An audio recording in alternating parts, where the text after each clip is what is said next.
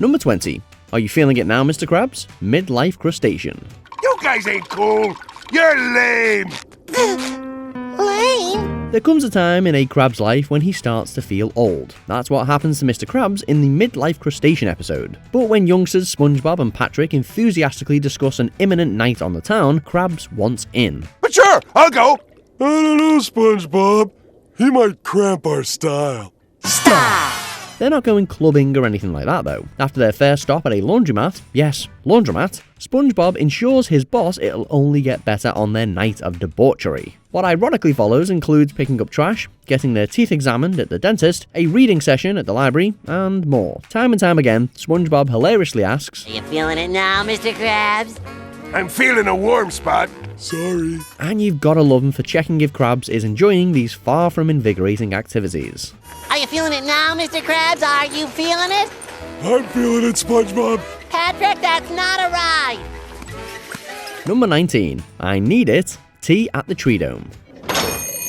Hello? Hiya, Sandy. It's me, SpongeBob. Regardless of whether or not it was included as an excuse to show us some seriously creepy imagery of a dehydrated SpongeBob, we won't be forgetting this scene anytime soon.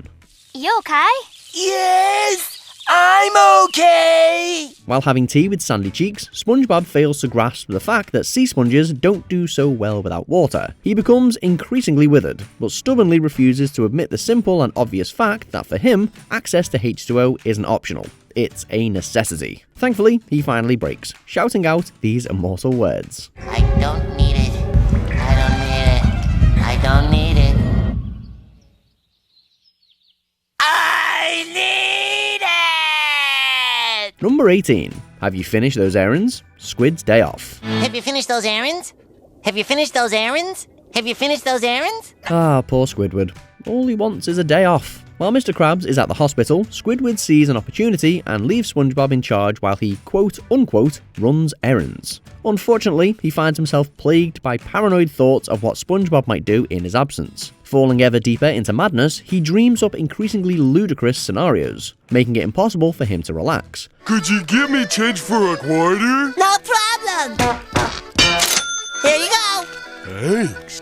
I forgot to tell him how to make change. Oh. Of course, every time he rushes back to check on things, he finds SpongeBob standing behind the counter with nothing at all amiss, ready to greet him with the question, Have you finished those errands? It's a hilarious but insightful exploration of the dynamic between these diametrically opposed co-workers. I don't like your tone. I'm sure you are. Number 17. Assertiveness training, walking small.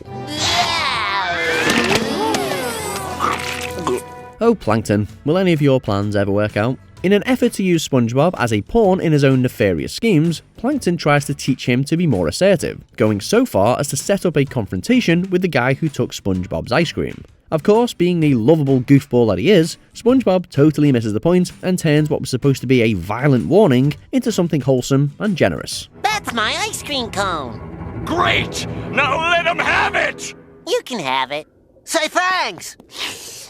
No! Though SpongeBob eventually dabbles in aggression, it never suits him, and he's quick to make amends. It just goes to show that you can't force people to act against their nature. I just can't take so much kindness in one sitting. Number 16. The Fry Cook Games finale, The Fry Cook Games. I'm a realistic fish head, and it's a beautiful day here at Bikini Bottom's Fast Food Coliseum.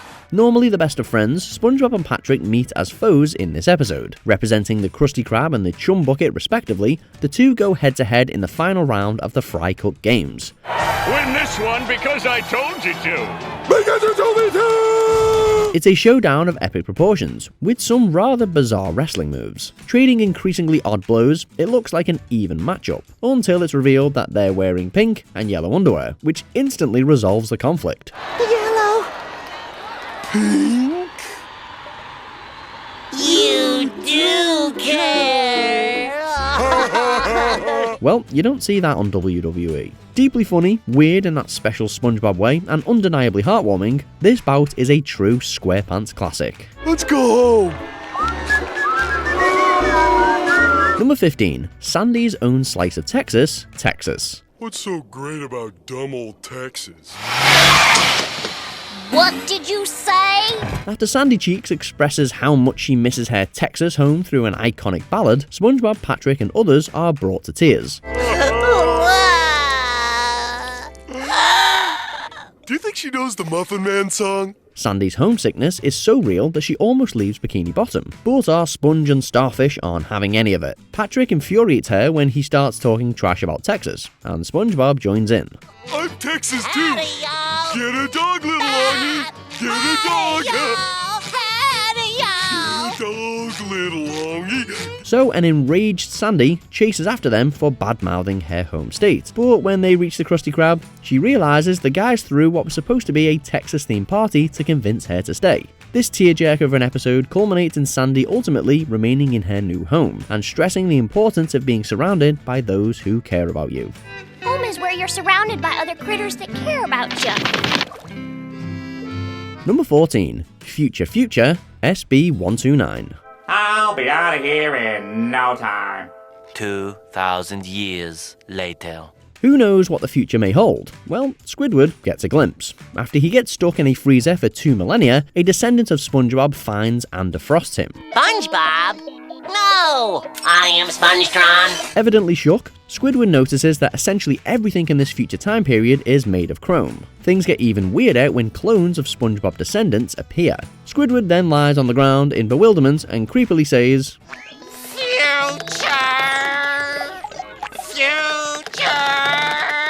It's incredibly relatable stuff, and we can't help but feel for him. Well, just not enough to stop laughing.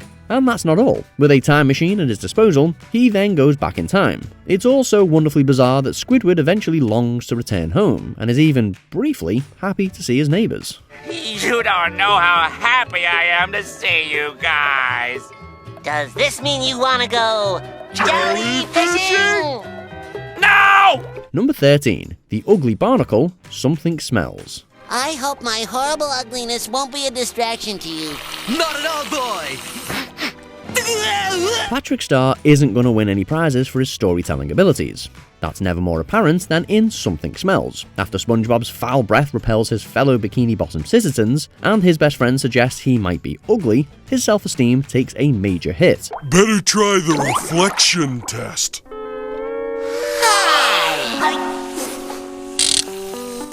Ugly.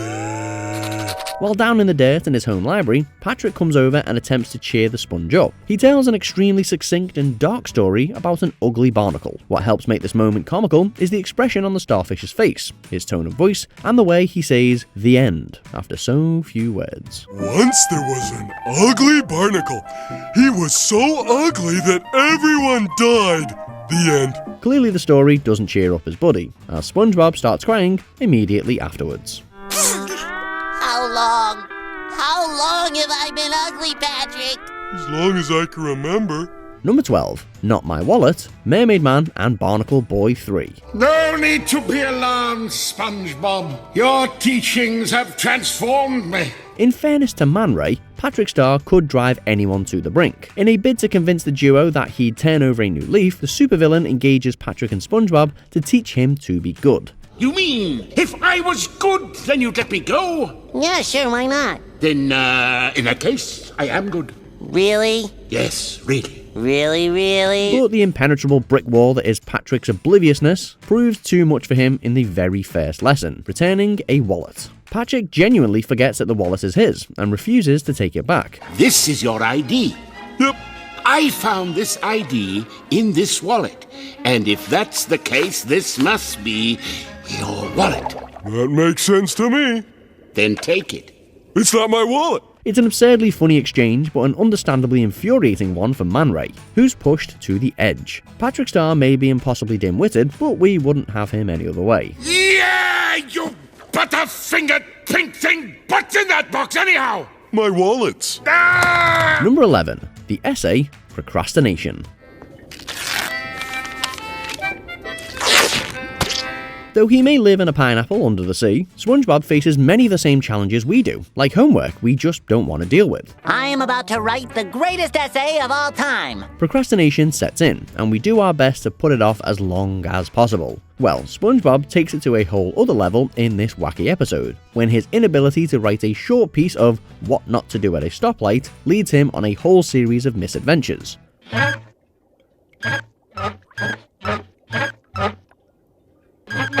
Of course, arguably the best moment comes when he finally puts pen to paper, only to produce a beautifully written "the."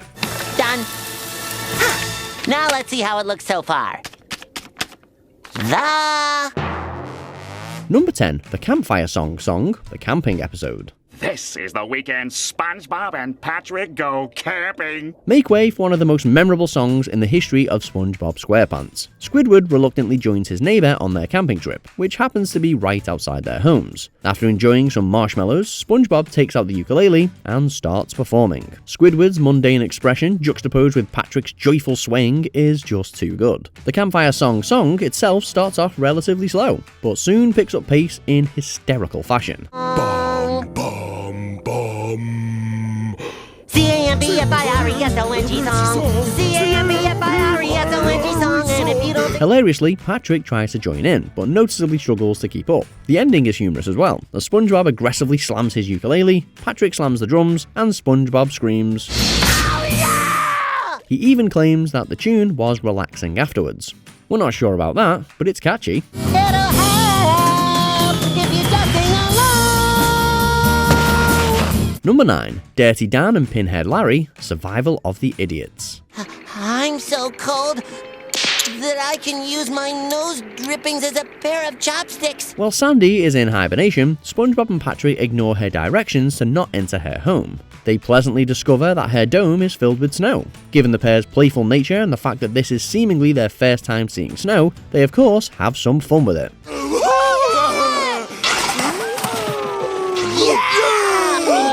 They soon engage in a roleplay game involving characters named Dirty Dan and Pinhead Larry. Perhaps the most unforgettable moment is when SpongeBob calls Patrick Pinhead, and the camera shifts to the starfish in the perfect shape. Who you calling Pinhead? The two fighting over who gets to be Dirty Dan is pretty memorable too, as is them waking up a much angrier than usual Sandy. I'm Dirty Dan. I'm Dirty Dan. Number 8, the Jellyfish Party, Jellyfish Jam. With the speakers blasting and colourful lights flashing, SpongeBob and his new pet jellyfish get down with a legendary dance inside the former's home.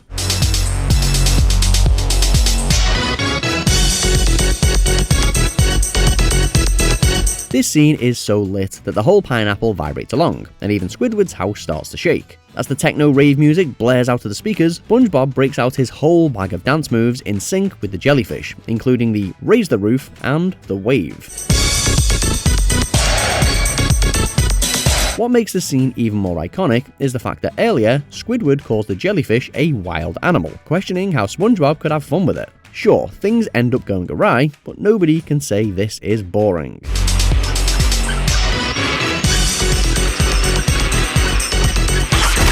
Number 7, Squidward saves Christmas. Christmas who? Hey Santa, where's my present? When Sandy illuminates SpongeBob about Christmas, the latter becomes eager for Santa Claus to come to town. It's no surprise that Squidward is originally indifferent to the festivities, but to the audience's surprise, that ultimately changes. When St. Nick is nowhere to be found, things turn sour. The citizens of Bikini Bottom thus question his existence, and Squidward makes a mockery of the sponge. Ho, ho, ho! Merry Christmas! But then, said sponge gives him an extremely thoughtful, handcrafted present, and the guilty octopus unwraps an opportunity to make up for his bad attitude. Ho, ho, ho! Ho, ho, ho! He does so by dressing up as Santa and giving away virtually everything in his house. We wouldn't have thought Squidward would be the one to save Christmas, but we sure are glad he was. What was I thinking? Number 6, the fun song, Fun. What is fun?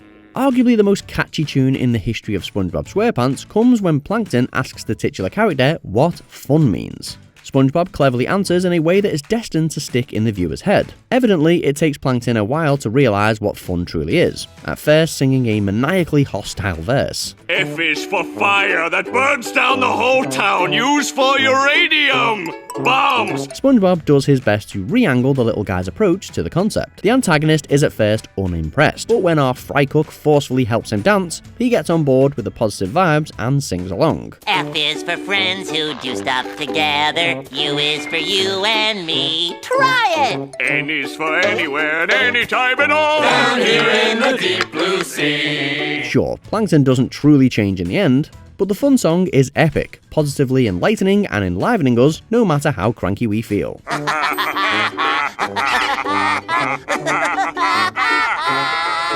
Number 5. Nosferatu, Graveyard Shift. The phone will ring, and there'll be no one there. During a graveyard shift at the Krusty Krab, Squidward's attempt to scare SpongeBob with the story of the hash-slinging slasher backfires when both he and SpongeBob begin fearing for their lives. The sash ringing! The flash singing! The bash pinging! The hash-slinging slasher! The lights flicker, the phone rings, and eventually, someone resembling the murderer shows up, spatula in hand, to finish the job. Of course, this all turns out to be a series of misunderstandings, except for the flickering lights. That was actually the vampire Count Orlok from the 1922 horror movie Nosferatu. Nosferatu! And we're not sure what's wilder, the fact he's featured in a SpongeBob episode, or that a lot of people seemingly didn't know about this iconic character before this episode. Number 4. The Krusty Krab Pizza Pizza Delivery.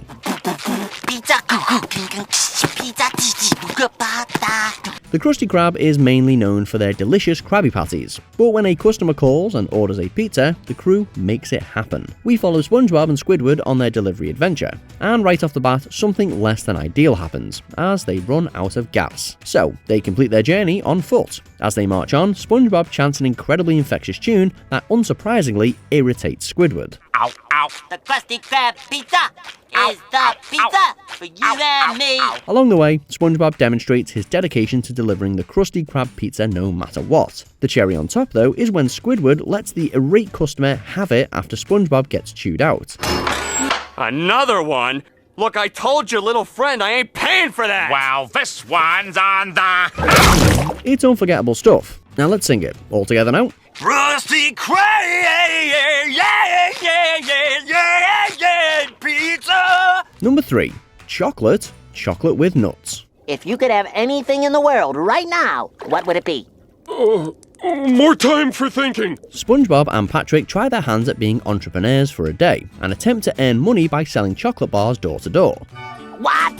They're selling chocolate! They're selling chocolate! Yeah! But starting your own business can be tricky, and their lack of sales experience yields less than stellar results with their prospective clients. There is, however, a clear standout character, and that would be the customer who goes absolutely ballistic at the mention of chocolate. So much so they start screeching their head off and chasing SpongeBob and Patrick everywhere they go. As it happens, he just wanted to buy some. Go figure. I've been trying to catch you boys all day! I'd like to buy all your chocolate. Number 2. No, this is Patrick, Big Pink Loser. The lid, the lid, the lid, the lid, the lid, the lid, the lid, the lid. In this scene, which is arguably Patrick Star's defining moment from the entire series, we're given a simple yet oh so ingenious piece of comedy. The lovable starfish utterly fails to comprehend how taking orders over the phone works. As customers call up asking about the Krusty Krab, Patrick rebukes them each and every time. Is this the Krusty Krab? No, this is Patrick. Becoming more and more agitated as the calls keep coming in, his patience finally runs out and he screams the now legendary quote in question. Is this the Krusty Krab? No! This is Patrick! This is Sparta, eat your heart out. What can I do anything right? Before we unveil our top pick, here are a few honourable mentions. We're all Squidward, opposite day. SpongeBob's flawless impression is truly something. The floor creaks, the roof leaks, there's a terrible draft. Patrick and SpongeBob cursing, sailor mouth. They hysterically use profanity at the Krusty Krab. Hi, Squidward! How the are ya? Nice Hey, isn't it, Squidward? The snowball fight, snowball effect, Patrick takes in a bunch of snowballs like only he can. Wumbo, Mermaid Man and Barnacle Boy 4, Patrick's hilariously non-descriptive definition never gets old. Patrick, I don't think wumbo is a real word. Come on, you know. I wumbo, you wumbo. Firmly grasp it, jellyfishing, Patrick's excessive aggression and lack of awareness of Squidward's injury. Firmly grasp it! Number 1, Sweet Victory, Band Geeks. After being challenged by an old peer, Squidward struggles to turn the residents of Bikini Bottom into a marching band. Too bad most of them can't play. Case in point, Patrick thinks that mayonnaise is an instrument. Horseradish is not an instrument either. However, not only do they manage to pull together for the final performance, they turn the whole thing into a rock concert. It's the thrill of one more kill. With Patrick on drums, Sandy on guitar, and Spongebob leading with some impressive vocals, this ending will have you either sitting there stunned or nodding your head to the melody. Either way, it's unforgettable.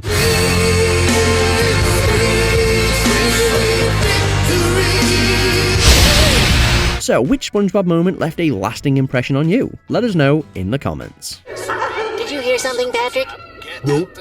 Did you enjoy this video? Check out these other clips from WatchMojo and be sure to subscribe and ring the bell to be notified about our latest videos.